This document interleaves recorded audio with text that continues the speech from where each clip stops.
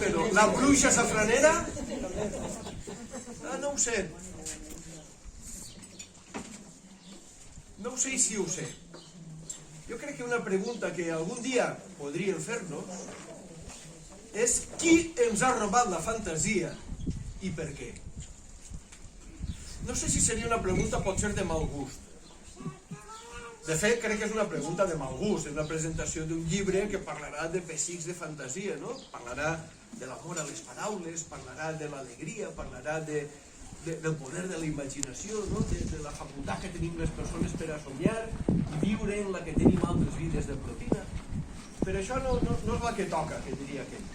Potser la pregunta que toca és qui ens la pot retornar, la fantasia que és nostra, pròpia de si, la fantasia que hem festejat els pares, els iaios, els avantpassats nostres, no?